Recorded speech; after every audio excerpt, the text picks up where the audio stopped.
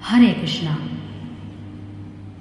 भादव मास के कृष्ण पक्ष की एकादशी को आजा एकादशी कहते हैं।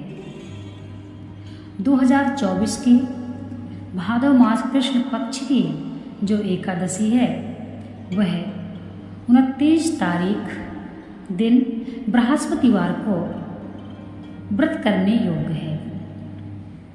भादव मास के कृष्ण पक्ष की एकादशी का महात्म्य इस प्रकार है। भगवान कृष्ण बोले, हे धर्मपुत्र, भादव मास के कृष्ण पक्ष की एकादशी का नाम आजा है।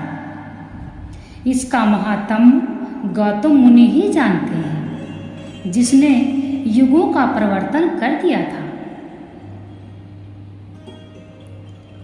कथा इसकी ऐसे है। सूर्य वंश की 31वीं पीढ़ी पर राजा हरिश्चंद्र अयोध्या नगरी में हुआ था। उसके द्वार पर एक श्याम पट लगा था, जिसमें मणियों से लिखा हुआ यह लेख था कि इस द्वार पर मुंह मांगा दान दिया जाता है। विश्वामित्र ने पढ़ कर कहा, मणियों का लेख मिथ्या है। हरिश्चंद्र ने उत्तर दिया, परीक्षा कर लो। विश्वामित्र बोले, अपना राज्य मुझे दे दो। हरिश्चंद्र बोले, राज्य आपका है और क्या चाहिए। विश्वामित्र बोले, दक्षिणा भी तो लेनी है। राहु केतु तथा शनिश्चर की पीड़ा भोगनी सहज है। 7.5 का कष्ट भी सुगम है। मेरी परीक्षा में पास होना बड़ा कठिन है। आपको मुर्दे जलाने पड़ेंगे। तुम्हारी रानी को दासी बनना पड़ेगा। यदि इन अत्याचारों का आपको भय नहीं तो श्री गणेश करके हमारे साथ काशी में चलो। राजा ने धर्म का सत्कार किया। आप भंगी के सेवक बने। रानी दासी हो गई।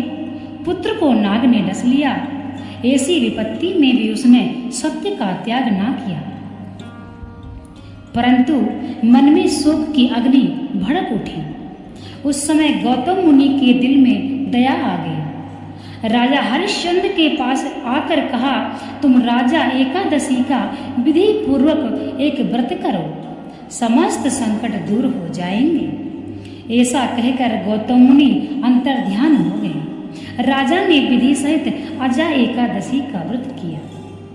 उसके प्रभाव से स्वर्ग में जयकार शब्द हुआ। अपने सामने ब्रह्मा विष्णु महेश इंद्रादिक देवताओं को खड़े देखा।